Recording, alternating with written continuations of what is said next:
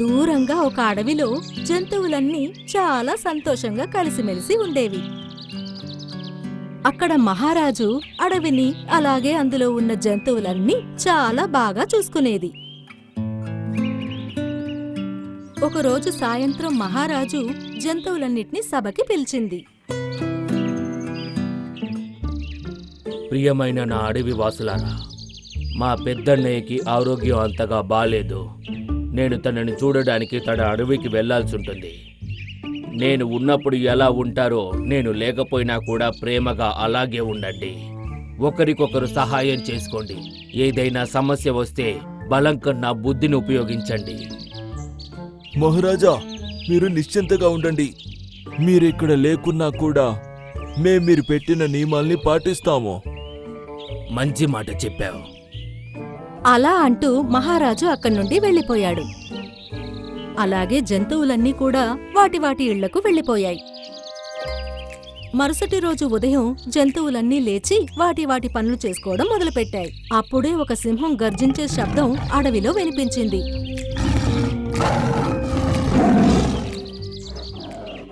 ఆ జంతువులన్నీ ధైర్యం చేసి అవన్నీ కలిసి ఆ శబ్దం వైపుకి వెళ్ళాయి. అక్కడ మహారాజు గుహ దగ్గర ఇంకో సింహం ఉండటం అవి చూశాయి. ఎవరు నువ్వు? కాస్త చిన్నగా మాట్లాడు.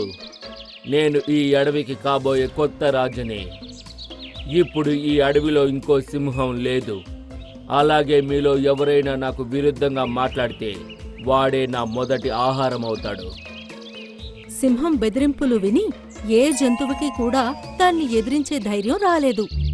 ఆ తర్వాత జింక కాస్త ధైర్యం చేసి ఇలా అంది. అలాగే, మేము నిన్ను రాజుగా అంగీకరించడానికి సిద్ధంగా ఉన్నాం. దాని మాట విని జంతువులన్నీ దాన్ని ఆశ్చర్యంగా చూడ్డం మొదలుపెట్టాయి. జింక ఏం మాట్లాడిందో కాని సింహం అయితే చాలా సంతోషించింది. అవును, మేము మిమ్మల్ని రాజుగా ఒప్పుకోవడానికి సిద్ధంగా ఉన్నాం. కానీ ఇప్పుడు మీరు మా అడవి యొక్క సాంప్రదాయాలను పూర్తి చేయాలి. సాంప్రదాయాలా? ఏంటా సాంప్రదాయాలు? మా అడవికి ఒక పాత సాంప్రదాయం ఉంది. ఏ సింహం అయినా అడవికి రాజు కావాలంటే ఒక జింకని రేసులో ఓడించాల్సి ఉంటుంది. ఈ సాంప్రదాయం పూర్తి చేయకుండా ఏ సింహం రాజు కాలేడు. అలాగే, నేను నీతో కలిసి రేసులో తప్పక పాల్గొంటాను. దాని మాటలు విని జంతువులన్నీ ఆశ్చర్యపోయాయి. ఇంతకీ ఒక జింక సింహాన్ని పోటీలో ఎలా ఓడించగలదు అని. ఇంకా సింహం ఏమో తను ఈ అడవికి రాజవుతాడని చాలా సంతోషించాడు. కాసేపటి తరువాత సింహం, జింక ఇంకా కొన్ని జంతువులు ఒక దగ్గర సమావేశమయ్యాయి. నేను, బగీరా, అలాగే కుందేలు ఇక్కడున్నాయి. రేస్ ఇక్కడే మొదలవుతుంది. అలాగే నల్లకొండల కింద భాగంలో అంతమవుతుంది. అక్కడ హైనా, నక్క ఇంకా కోతి ఉన్నాయి. మీలో ముందుగా ఎవరైతే వాళ్ళ దగ్గరికి చేరుకుంటారో వాళ్ళే ఈ రేసులో విజేతగా నిలుస్తారు. ఆ మాట విని సింహం మొహం మీద చిరునవ్వు వచ్చింది. అలాగే జింక కూడా దాని మీద పూర్తి నమ్మకం ఉంది. ఇంతలోనే ఏనుగు జెండా పైకెత్తగానే పోటీ మొదలయ్యింది. రెండు చాలా వేగంగా పరిగెడుతున్నాయి. కాని సింహం జింక కన్నా 2 అడుగులు ముందుంది. వచ్చాడు పెద్ద నన్ను ఓడించడానికి. ఇంకా ఈ అడవి మొత్తం నాకే సొంతం అవుతుంది. నాకే సొంతం. దాని మాటలు జింక చెవులకు వినిపించగానే దానిలో కొత్త ఉత్సాహం వచ్చింది. ఇంకా అది దాని బలం మొత్తం ఉపయోగించి ముందుకెళ్తోంది. చూస్తూనే అది సింహానికి సమంగా వచ్చేసింది. ఇంకా దానికన్నా కొన్ని అడుగులు ముందుకు వెళ్ళిపోయింది. ఇలా ఎలా జరిగింది? ఒకవేళ తను గెలిస్తే అది నాకు మంచిది కాదు. దీని గురించి ఆలోచించి దానికి ఒక ఐడియా వచ్చింది. అది వేగంగా జింక దగ్గరికొచ్చి దాన్ని ఒకవైపుకి నెట్టేసింది. జింక వెళ్లి చెట్లల్లో పడిపోయింది. జింక చాలా సేపటి వరకు చెట్లల్లో జారుతూ ఒక చోటికి వెళ్లి ఆగిపోయింది. నేనెక్కడున్నాను? అది నిలబడి చూస్తే అది ఒక దట్టమైన అడవిలో ఉంది. నా దగ్గర ఆగేంత సమయం లేదు. ఇలా అంటూ అది మళ్లీ పరిగెత్తడం మొదలుపెట్టింది. అలా అది కొన్ని అడుగులు ముందుకి వేయగానే దానికి ఎవరో అరుస్తున్న శబ్దాలు వినిపించాయి. ఇదిగో ఇదిగో, నాకొకసారి సహాయం చేయవా? అది విని దానికి ఇష్టం లేకపోయినా కూడా ఆగి చూసింది. ఒక పిచ్చుక దాని కాళ్లతో ఒక యాపిల్ని దొర్లించుకుంటూ ఒక చెట్టు కిందికి తీసుకుని వెళ్తోంది. నేను ప్రస్తుతం సింహంతో రేస్ పెట్టుకున్నాను. ఒకవేళ నీకు సహాయం చేయడానికి ఆగితే చాలా పెద్ద నష్టం జరుగుతుంది. నువ్వసలు అలా అనకు. ఒకరికి సహాయం చేయడం వల్ల మనకెప్పుడూ నష్టం జరగదు. అసలు ఏం జరిగిందో చెప్పు. నేను ఈ యాపిల్ని ఎంతో కష్టంగా దొర్లించుకుంటూ ఇక్కడి వరకు తీసుకొచ్చాను. కానీ నేను దీన్ని చెట్టు మీదున్న నా గూటి వరకు తీసుకెళ్లలేకపోయాను. అందుకే నా పిల్లలు ఆకలితో ఉన్నారు.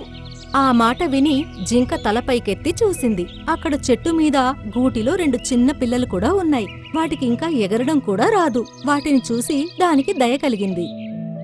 అప్పుడు అది యాపిల్ని తీసి చెట్టు పైన గూటిలో పెట్టింది. భలే భలే, ఎంత పెద్ద యాపిల్!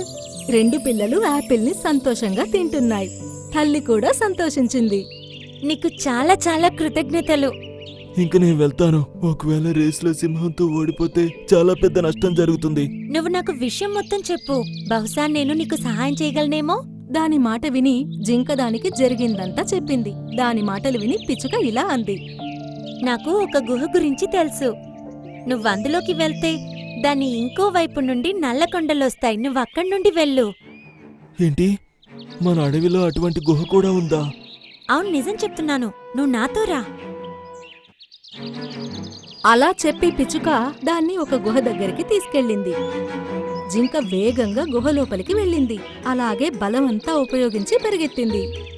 గుహ చాలా పొడవుగా ఉంది. అలాగే చీకటిగా కూడా ఉంది. అయినా సరే జింక ఉత్సాహంగా గుహ లోపల పరిగెడుతోంది. ఇంకోవైపు కోతి, నక్క ఇంకా హైనా సింహం ఒంటరిగా రావడం చూసి చాలా కంగారు పడ్డాయి. అదేంటి కేవలం తను మాత్రమే వస్తుంది, జింక కనిపించడం లేదేంటి? ఇంకా కొన్ని క్షణాల్లో నేనే ఈ అడవికి రాజుని కాబోతున్నాను. సింహం గెలుపుకి ఇంకొంచెం దూరంలోనే ఉంది. ఇది చూసి జంతువులన్నీ భయం భయంగా చూస్తూ నించున్నాయి. ఇంతలోనే ఉన్నట్టుండి వాటి ఎదురుగా ఉన్న గుహ లోపలి నుండి జింక బయటికి వచ్చింది. అరే, తనెక్కడి నుండి వచ్చింది? సింహం చాలా వేగంగా పరిగెత్తింది. కాని జింక దానికన్నా ముందే లైన్ వరకు చేరుకుంది. అది చూసి ఆ జంతువులు చాలా సంతోషించాయి. అయ్యో, ఏంటి ఇలా జరిగింది? జంతువులన్నీ సంతోషంగా గెంతులు వేశాయి. ఇంకా సింహం కోపంతో రగిలిపోయింది. మీరు ఖచ్చితంగా ఏదో మోసం చేశారు. తను నాకన్నా ముందు ఇక్కడికి ఎలా చేరుకుంది? మోసం చేసింది నువ్వు. నన్ను చెట్లలోకి నెట్టేశావు. నేను రేస్లో నీతో గెలవకూడదని. అది విని జంతువులన్నీ సింహాన్ని విచిత్రంగా చూడ్డం మొదలుపెట్టాయి. ఆ పిచ్చుకకి కృతజ్ఞతలు చెప్పాలి. నేను తనకి సహాయం చేశాను. తను నాకు ఇక్కడికి వచ్చే దారి చూపించింది. ఆ మాట విని సింహంకి దాని మీద అసహ్యం కలిగింది. ఇంకా అది అక్కడి నుండి వెళ్ళిపోయింది. ఇలా చూడు జింక, ఈ రోజు నువ్వు లేకపోయి ఉంటే మనం తనకి బానిసలుగా మారిపోయేవాళ్ళం. ఎవరో నిజం చెప్పారు. ఒకరికి సహాయం చేస్తే మనకెప్పుడు నష్టం జరగదని.